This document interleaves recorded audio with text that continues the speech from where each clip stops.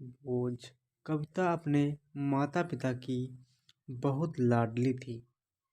3 बड़े भाइयों की बहन थी। कोई भी चीज़ मांगने पर उसी वक्त सामने हाजिर हो जाती। पूरे घर में रौब था उसका। पूरे परिवार में और नौकरों पर राजकुमारी की तरह हुक्म चलाती थी कविता। स्कूल में भी पूरा रौब था उसका। बड़े घर की लाडली जो थी वह।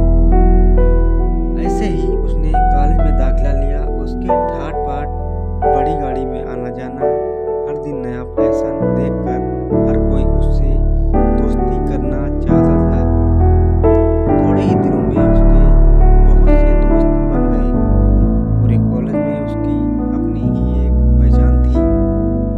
इन दिनों उसके घर एक रिश्ता आया।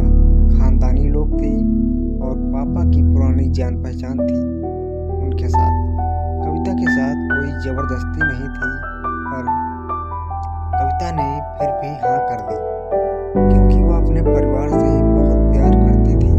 वह जानती थी कि वह लोग उसका अच्छा ही सोचेंगे। लड़के का नाम राज था। राज काफी पढ़ा लिखा और समझदार लड़का था। ससुराल वाले भी बहुत अच्छे थे। ससुराल में कविता की जगह वैसी ही थी जैसी कि मायके में। कोई भी कार्य कविता की सलाह के बिना नहीं होता था। सबकी लाडली बहू बन गई थी वह। फिर उसके घर एक बेटे का जन्म हुआ। राहुल कविता को जान से प्यारा था। पोता पाकर ससुराल वाले तो भूले नहीं समझते थे। कविता कभी कभी सोचती थी कि उसकी किस्मत कितनी अच्छी है। उसका हर अपना उसे कितना प्यार करता है। चाहे जीवन में कैसा भी समय आए, हमेशा मेरे साथ है। मैं कभी अकेली नहीं हो सकती। कितनी खुश किस्मत हूँ मैं। पर शायद कविता की खुशियों को उसकी अपनी ही नजर लग गई थी। एक दिन वह मायके जाने की जिद कर बैठी। राज को बहुत काम था, लेकिन वह फिर भी उसे ले गया। रास्ते में उनकी गाड़ी अन्य गाड़ी से टकरा गई। कविता, राज और राहुल बहुत बुरी तरह से जख्मी हो गए। काफी दिनों के इलाज के बाद राज और राहुल तो ठीक हो गए, लेकिन कविता पूरी तरह ठीक न हो सकी। सर पर चोट लगने के कारण वह अपनी आंखों की रोशनी खो बैठी। अब कविता की किस्मत जैसे उल्टे पांव चलने लगी। मायके वाले कुछ दिनों तक उससे मिलने आते रहे। फिर कभी कभार फोन ही करके पूछ लेते कि अब कैसी हो। धीरे धीरे ये सिलसिला भी कम हो गया। ससुराल वालों की सहानुभूति भी कम होने लगी। घर में किसी को पास बैठने के लिए कहती तो जवाब मिलता, बहुत काम है, अब तुम भी हाथ नहीं बटा सकती। राज भी चिड़चिड़ा हो गया था। बस राहुल ही था उसके साथ, जिसके साथ हंसते खेलते उसका वक्त गुजरता। एक दिन कविता के हाथ से कुछ सामान गिर गया, जिसकी वजह से राहुल को हल्की सी चोट लग गई। कविता के सास ससुर ने राहुल को उससे अलग कर दिया कि कहीं उसके न देखने की वजह से बच्चे का कोई नुकसान न हो जाए। कविता अंदर से टूट चुकी थी।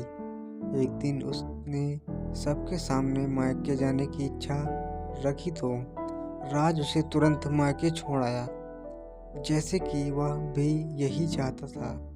लेकिन राहुल को उसके साथ नहीं भेजा गया। कविता कभी राहुल से दूर नहीं रही थी, पर अपनी कमी के कारण उसने ज़्यादा बहस नहीं की। कविता को लगा कि वह 3-4 दिन वहाँ रहेगी तो थोड़ा हवा पानी बदल जाएगा, क्योंकि वह कितने दिनों से कहीं भी बाहर नहीं गई थी। घर वाले भी इतने दिनों बाद उसे देखकर कितने खुश होंगे। कविता के घर पहुंचने पर सब लोग बहुत खुश हुए। खाने में सब कुछ कविता की पसंद का ही बना था। उसने अपनी मम्मी पापा और भाई भाभीयों से दिल खोल कर बातें की। उनके छोटे छोटे बच्चे भी बुआ के साथ घुल मिल गए थे। रात को सोने के वक्त जब वह कपड़े बदलने लगी तो उसे पता चला कि उसका बैग तो बहुत भरा हुआ था। वह सब समझ गई। वह बहुत उदास हो गई। कुछ दिनों तक तो सब ठीक रहा, फिर जैसे सब बदलने लगा, सबका व्यवहार बदल रहा था। वह लोग जैसे थक चुके थे।